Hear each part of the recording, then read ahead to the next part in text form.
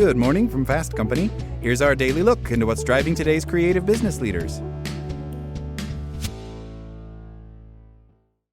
Meg Josephson is a licensed psychotherapist who specializes in trauma-informed care.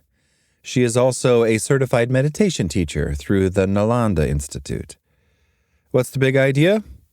People-pleasing is not a personality trait. It is part of the trauma response known as fawning. Although it can be a useful mechanism at times, existing in a state of fawning leads to exhaustion and losing touch with oneself, who you are, what you want, and what you need. To heal, it is necessary to learn how to focus less on what other people think for the sake of rediscovering who you are. Josephson shares 5 key insights from her new book, Are You Mad at Me? How to Stop Focusing on What Others Think and Start Living for You.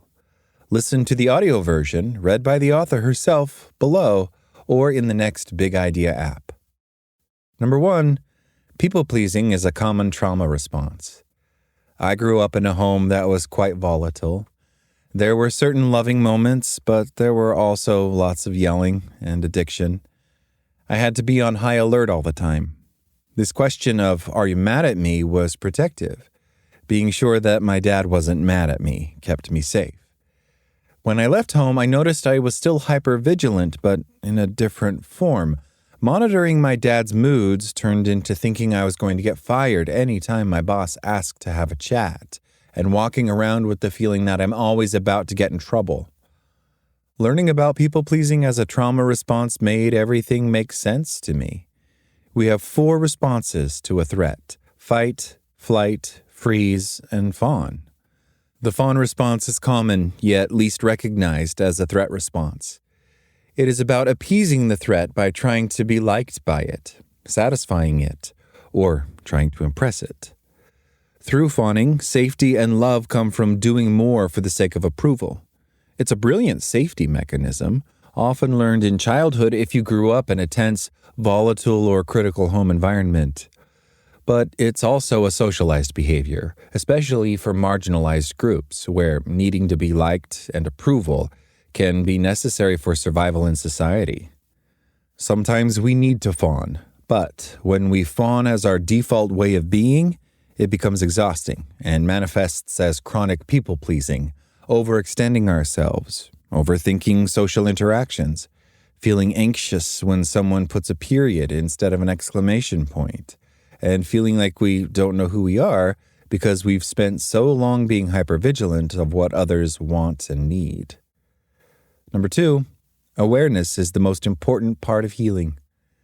In my private practice, a lot of people come in with a sense of urgency. Tell me what to do, fix it for me. For the record, that was also me when I was 20 and going to my first therapist. I said to her, "Why do I always think people are mad at me?" I thought she would take one look at me, tell me what to do, and I'd be on my merry way. Healing is a slow, subtle, and ongoing process. Awareness is our best tool.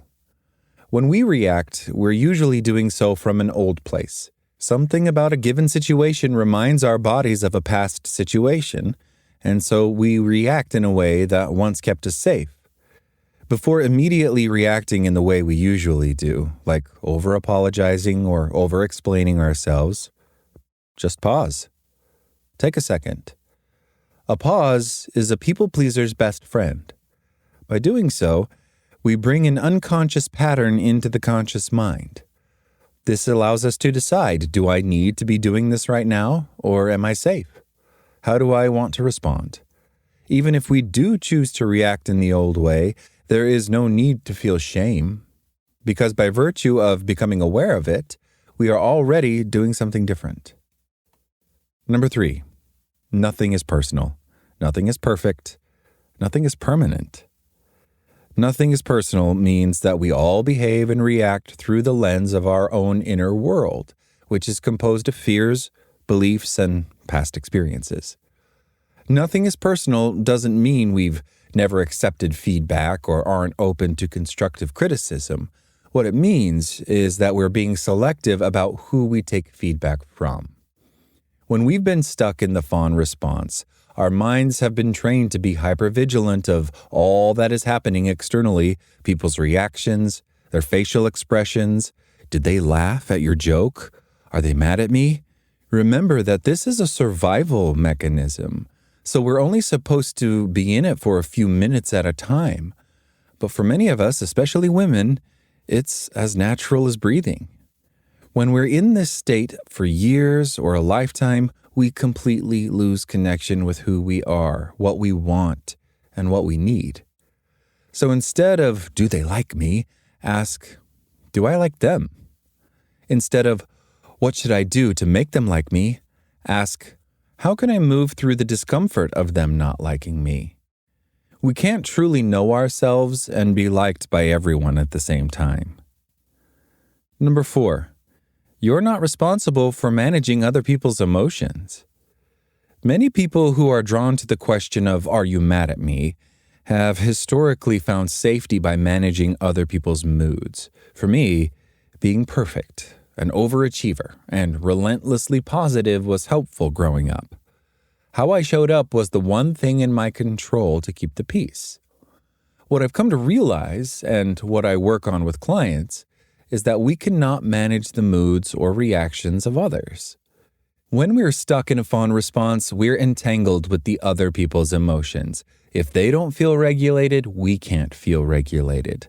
Much of people-pleasing aims to prevent others from being disappointed or upset so we can avoid discomfort. But it is not your job to manage their discomfort.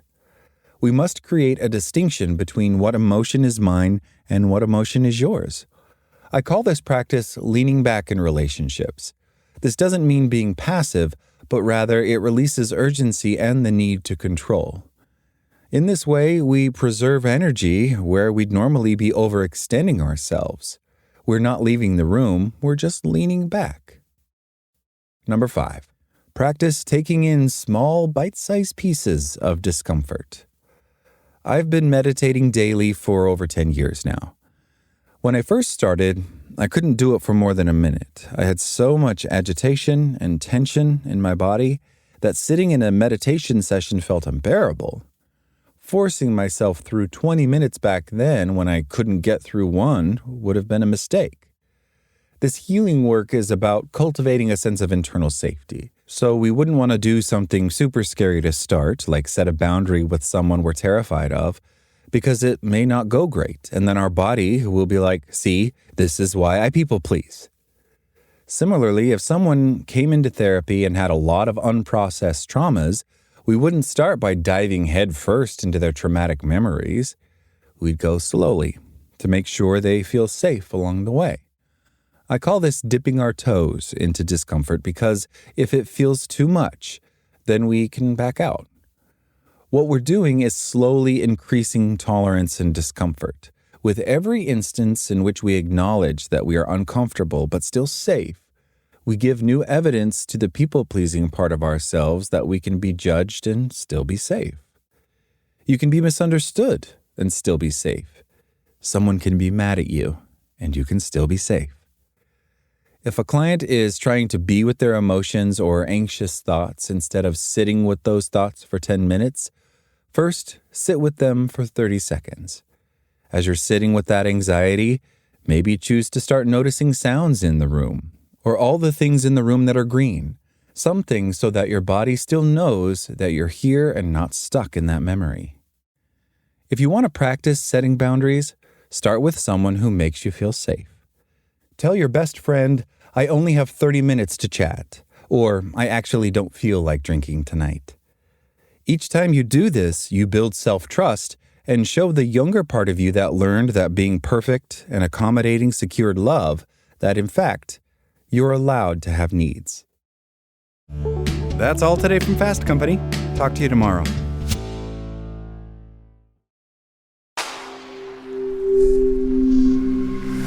Spoken Layer.